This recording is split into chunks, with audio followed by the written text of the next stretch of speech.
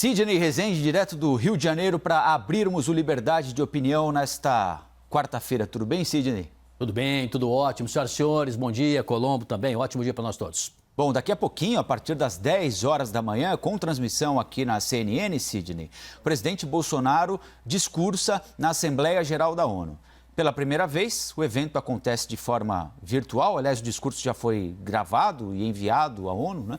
O presidente deve defender, pelo que os nossos analistas apuraram, as medidas adotadas pelo país no enfrentamento à pandemia da Covid-19, especialmente o pagamento do auxílio emergencial, o programa de manutenção de empregos, e deve falar também das queimadas na Amazônia e no Pantanal, sobre a importância do agronegócio e o compromisso com as reformas em tramitação. Sidney, como é que você avalia, que perspectiva você tem para esse discurso que o presidente da República vai fazer daqui a pouco lá na ONU? Bom, esse discurso ele é simbólico. O Brasil abre essa sessão, são 193 países, com assento da Palestina também e do Vaticano, são as exceções desse concerto internacional, e devemos muito ao chanceler Oswaldo Aranha, em 1945, quando foi criada as Nações Unidas, no sentido de fazer essa abertura, né? Quer dizer, está consagrado que o governo brasileiro, o presidente brasileiro, ele sempre faz essa abertura. Não é a que tem mais atenção, porque logo depois vem o presidente dos Estados Unidos, que é a nação mais poderosa do mundo, e aí sim o que disser Donald Trump vai mexer muito, até porque estamos próximos aí já da definição da eleição norte-americana. Se de fato o presidente focar em meio ambiente, mais até do que combate à pandemia no seu discurso já gravado, isso despertará uma atenção um pouco diferente em relação aos outros tempos, né? Por que aos outros anos? Porque esse é o assunto do momento. Ali não tem como muito você fazer propaganda, né? Ontem o vice-presidente Hamilton Mourão disse que o presidente iria reforçar algumas das medidas já tomadas pelo governo brasileiro, como, por exemplo, a criação do Conselho da Amazônia, que o próprio Mourão tem um papel fundamental, e criação da Operação Verde Brasil, e mostrar que o mundo está olhando o Brasil de uma forma incorreta. É isso que vai fazer o presidente. Por que eu disse que o presidente não deve achar que ali ele pode fazer propaganda, como já fizeram em alguns outros discursos internacionais? Porque isso não funciona naquele concerto de altíssimo nível dos países. O Brasil não está, nesse momento, num bom momento. A visão que se tem do país é um país negacionista, que anda sendo relaxado no combate ao desmatamento, aos incêndios, ainda que se entenda que ocorrem estes focos em vários lugares do mundo. O Brasil acabou desarticulando a sua política de fiscalização, acabou negando recursos que recebia da Noruega, da Alemanha. Então, esse discurso sobre esse tema vai despertar a atenção, desde que não seja um discurso propagandístico do presidente Bolsonaro, porque aí funciona para o público interno, para quem já o apoia, mas não funcionará para os olhos dos grandes líderes e diplomatas internacionais. Eles são muito preparados, viu? Ali nós temos a nata da diplomacia internacional. Então, aqui dentro, Sidney, aliás, ontem esse discurso foi repetido pelo general Heleno naquele evento promovido pelo Supremo Tribunal Federal. O discurso do governo tem sido o de que nós estamos sendo atacados, de que o Brasil estaria sendo atacado, porque é um país que protege o seu meio ambiente, diferentemente do que ocorreu nos Estados Unidos, diferentemente, principalmente daquilo que ocorreu na Europa, e especialmente porque a Europa nos vê como um competidor no agronegócio muito importante, e a discussão sobre o desmatamento, sobre um eventual desleixo com o meio ambiente é uma forma de nos desgastar do ponto de vista comercial. Esse é um aspecto. Outro aspecto abordado pelo general Heleno são interesses internacionais sobre a região da Amazônia. Ele, inclusive, usou esses dois argumentos novamente ontem naquele evento do Supremo Tribunal Federal. Você imagina que o plenário da ONU é um ambiente em que esse tipo de discurso possa ser repetido pelo presidente da República? Não, acho que não. A diplomacia não pede esse tipo de coisa. Você pode ver, Colombo, que nós temos diplomatas de altíssimo nível no Itamaraty, que isso é no mundo todo. Eles são tão preparados, tão capacitados, passam por rigorosos testes, né, para chegar a esta condição profissional, para desenvolver esse ofício, que você às vezes vê dois inimigos, dois adversários, né? Os países estão em guerra e você não não vê os diplomatas se alterando, né, emocionalmente. Às vezes estão tomando ali um champanhe e eles estão conversando, parecem grandes amigos de infância. E por que isso? Porque os interesses dos seus países estão em primeiro plano e ele não passa por este embate de ordem pessoal ou mais militar e mais crítico desta ordem. Não acho que o general Heleno esteja errado em reafirmar o nosso direito à soberania no que tange a parte amazônica que está dentro do território brasileiro, porque também uma parte dela está localizada em outros países. Então nós temos sim que cuidar, que preservar, que dizer ao mundo as nossas responsabilidades. Aquela história que conversamos outro dia, né? Não queremos nos meter na soberania dos outros, mas também não admitimos que se metam na nossa. Não é errado este aspecto. Quando você coloca um viés ou um pouco mais militar, ou um pouco mais lacrimejante, né? Alguma coisa como não é fácil combater o desmatamento, os incêndios. Não é fácil pela dimensão territorial, mas já se conseguiu em governos anteriores se diminuírem muito, com medidas corretas e racionais. Não que se acertou 100%, mas os índices comparativos, o que vivemos hoje, são índices alarmantes no momento atual em comparação com o que se fez no passado. Ora, se a ministra Marina Silva, na gestão dela, conseguiu reduzir em muito o desmatamento, se conseguiu isso em outras gestões de outros governos, fazendo com que o Brasil passasse até a receber mais recursos a fundo perdido. E a gente chega nessa área, já diz que não quer fundo perdido, dispensa o dinheiro da Alemanha, dispensa o dinheiro da Noruega, desarticula o IBAMA, desarticula o ICMBio, o Instituto Chico Mendes. Ou seja, quando você começa a dar mole para o azar, para o povo entender a linguagem, não tenha dúvida, o que é negativo passa a acontecer. E aí você não tem poder minimamente de controlar. Nesse aspecto, eu discordo do general Heleno. Com relação a reafirmar a importância do Brasil e a sua soberania naquela região, acho que é importante também que o mundo saiba disso. E sobre a pandemia da Covid-19 e a forma como o governo brasileiro lidou com isso desde o início dos primeiros casos aqui no país, em março até agora, o que é que o governo brasileiro pode usar lá na Assembleia Geral da ONU para apresentar ao mundo o que fez e o que está fazendo durante este período? Sidney. Bom, como eu não assisti ainda o discurso, ele acontecerá às 10 horas da manhã do presidente, eu vou apenas comentar aqui o que está se dizendo e quem teve acesso, pelo menos, à primeira versão, né, o primeiro conteúdo, que certamente deverá ser esse mesmo que o presidente vai divulgar, talvez enxertando uma outra coisa. Deve repetir um pouco o que já disse internamente, que o Brasil é um dos países do mundo que tomou medidas mais concretas e que ajudou, em comparação a outros, o seu povo a passar por esta fase, ainda que, por mais bem informado que sejam os líderes mundiais e seus diplomatas e assessores, nem todo mundo sabe tudo o que acontece internamente no país. Se você me perguntar, claro, também não sou uma autoridade, mas qual é a situação na Indonésia, por exemplo, ou qual o detalhe de combate que se deu no interior da Bolívia, eu não vou saber. Talvez nenhum profissional de saúde saiba com a riqueza de informações isso que acontece em outros países. Mas dizer que o Brasil foi o país exemplar nessa matéria, se disser isso, vai ser uma bola completamente fora. É quando a gente brincava quando era criança de batalha naval, né? Você vai dizer qual é a senha, eu vou dizer água. Você não acertou, não derrubou um torpedeiro, né? Significa que se vier com esse papo, né, de que o Brasil agiu certo, que o governo foi sensacional e que, em comparação aos outros países do mundo, o Brasil é um exemplo, se vier com essa conversa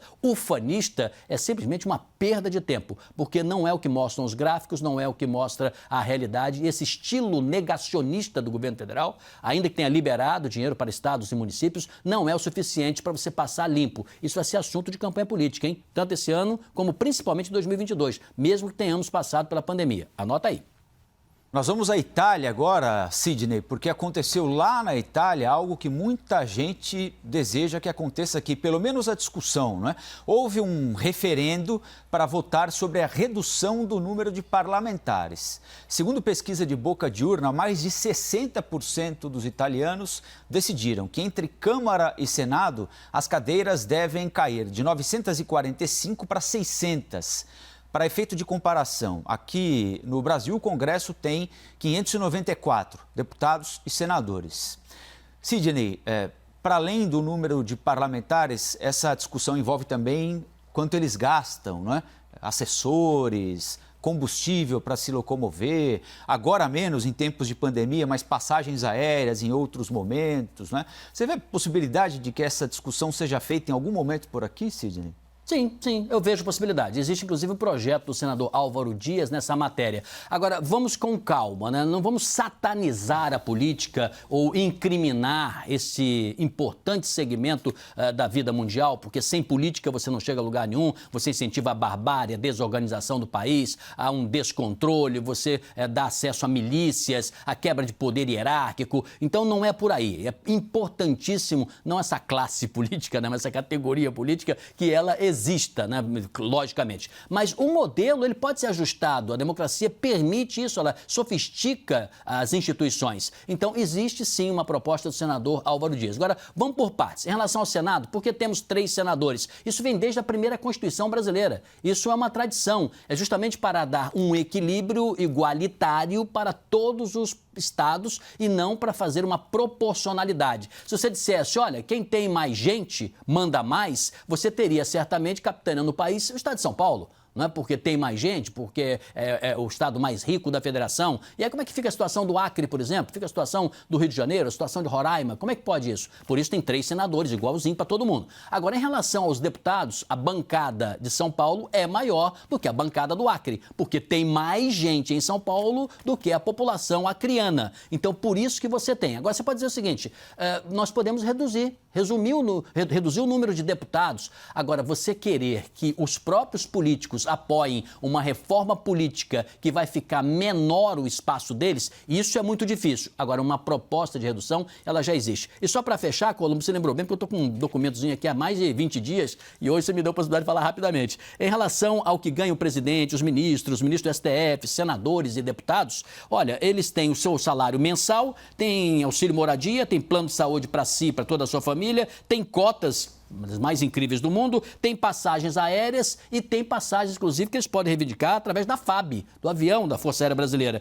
E tem os cargos de confiança também. Isso sim, eu acho que poderia se mexer e muito. Ou se reduz um pouco o número de deputados, não muito, mas se reduz, ou se reduz para valer esses benefícios. Já foram reduzidos. Aí vem a turma, né? A turma que gosta de mamata e cria mais vantagens. Isso aqui não dá, né? Não está legal em relação ao povo brasileiro. A distância é muito grande. E a gente sempre fica muito de olho, não é, Sidney, no poder executivo, mais ainda no poder legislativo, mas é muito importante discutir o que acontece no poder judiciário, né? Nós temos tribunais de justiça espalhados pelo país aí que tem frotas de automóveis superiores ao número de desembargadores, por exemplo, né? Tem auxílio para desembargador, para juiz, desde o nascimento de um filho até a morte do desembargador. Então tem auxílio creche, tem auxílio funeral, tem auxílio para comprar livro. O poder judiciário às vezes passa ao largo um pouco desse olhar mais crítico da sociedade, né? Sem dúvida, Colombo, extremamente feliz a sua observação. Acho que quanto mais transparência, melhor. Do executivo, quanto é que o presidente gasta, no que ele gasta, como é que ele usa o cartão corporativo? Por que é secreto? Por que não abre logo isso para a gente saber, ele e todos os demais? No caso do judiciário, por que esta caixa preta ainda é fechada? Usando caixa preta, né? Nada de racismo aí, mas é uma expressão, né, já conhecida. Por que tudo isso está como se fosse num cofre? Tem que ser público, evidentemente, estas vantagens. Muitas vezes você olha o salário de cada um, você pode dizer assim, poxa, será que um ministro do STF não merecia ganhar mais de 33 mil, já que trabalha tanto, ele está todo dia ali analisando seus processos e tem um desgaste emocional e físico, muitos deles às vezes ficam até doentes. Não vamos discutir sobre o salário nominal, provavelmente mereceriam sim ganhar mais, não é? Pela difícil tarefa que eles desempenham. Eu não teria capacidade para ser ministro do Supremo, nem advogado sou, mas também mesmo que se fosse, eu acho que não teria nenhuma capacidade para isso. Então é justo que alguém que faça algo diferente, né? Um jogador de futebol, quanto mais qualificado ele for, mais ele merece ganhar. Agora, se fosse só o salário, mas é o salário com todo esse conjunto de facilidades que você teve, isso é que é uma coisa assim que não funciona e que não combina. Além do fato de se ter a necessidade de ter uma ouvidoria de verdade para valer, um compliance, um sistema interno para fiscalizar se tem irregularidade, uma corregedoria. Vai se dizer que tem, né? Tem, mas quem vai, né, num sistema como esse, no mesmo corpo, né, punir alguém que você, no cafezinho, quando está tomando água, ou está passeando no corredor, esbarra com essa pessoa? Não funciona, vira depois um sentido de corporativismo. Isso realmente precisa ser mudado na vida brasileira. O povo quer, mas não tem força para mudar. O Procurador-Geral da República, Augusto Aras, informou ao Supremo que quem tem de decidir sobre uma possível reeleição de Rodrigo Maia e Davi Alcolumbre a novos mandatos como presidentes da Câmara e do Senado é o próprio Congresso e não a Corte, não o Supremo. Aras disse que o Judiciário não tem de dizer ou não pode dizer como os parlamentares devem interpretar o regime interno da Câmara e do Senado. Sidney, na sua avaliação, esse é um assunto interno da Câmara e do Senado? Por que o Procurador-Geral da República, Augusto Aras, resolveu lavar as mãos e dizer, olha, tirem esse bicho de cima de mim? Lavar as mãos, depois passou o pano, né? Passou o rodo, limpou tudo, ele não quer se meter nisso. Olha, tá bom, regimento interno da Câmara, ele não quer se meter. Eu compreendo, né? O que ele disser tem peso, ele é um procurador da República, um cargo importantíssimo, fundamental, quer dizer, o Ministério Público está também protegido pela Constituição. Eu vou usar aqui a minha velhinha Constituição, essa que está até remendada, mas eu não largo essa Constituição. Essa que eu mais gosto, que me acompanha desde 1988. Olha, o artigo 57, no parágrafo 4, ele diz o seguinte, paciência, você está me assistindo, tá, senhoras e senhores? Um pouquinho de paciência aí, mas eu vou ler um pedacinho. Diz assim, cada uma das casas, Câmara e Senado, reunir-se-á em sessões preparatórias a partir de 1º de fevereiro do primeiro ano da legislatura, e assim também da segunda e tal, né? Para a posse de seus membros e eleição das respectivas mesas para mandato de 2 anos. Vedada, proibida, a recondução para o mesmo cargo na eleição imediatamente subsequente.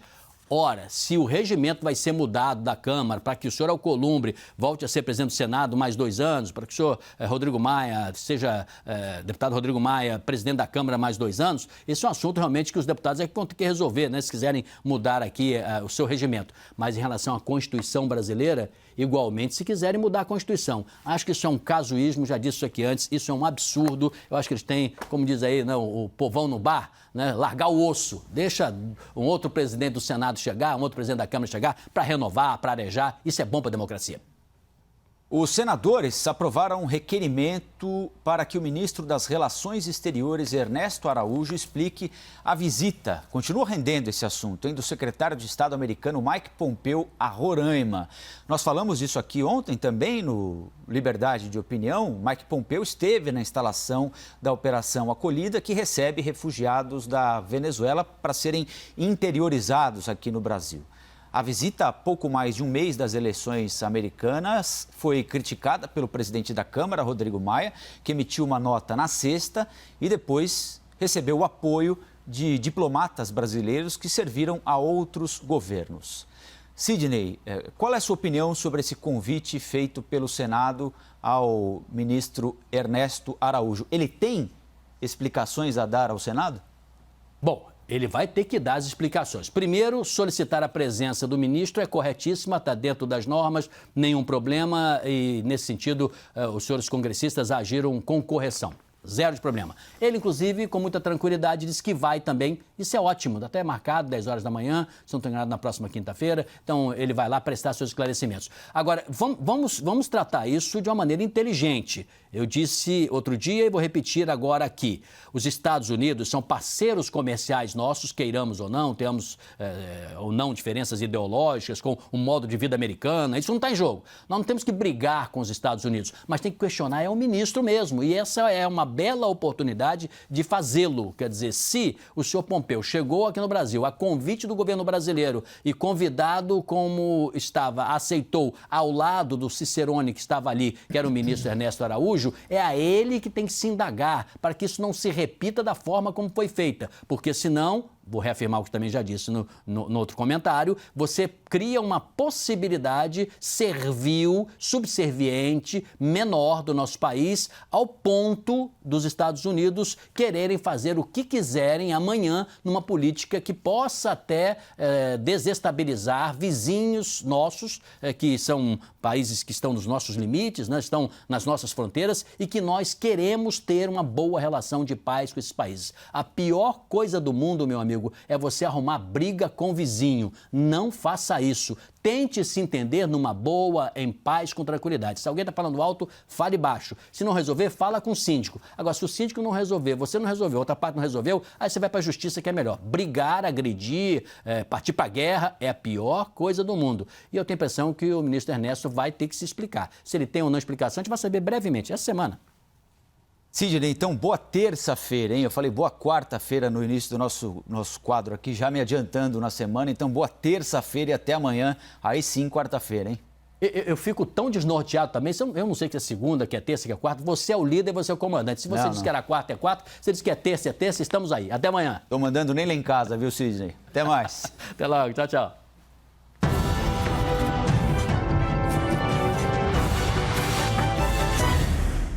As opiniões emitidas pelos comentaristas do quadro não refletem necessariamente a posição da CNN.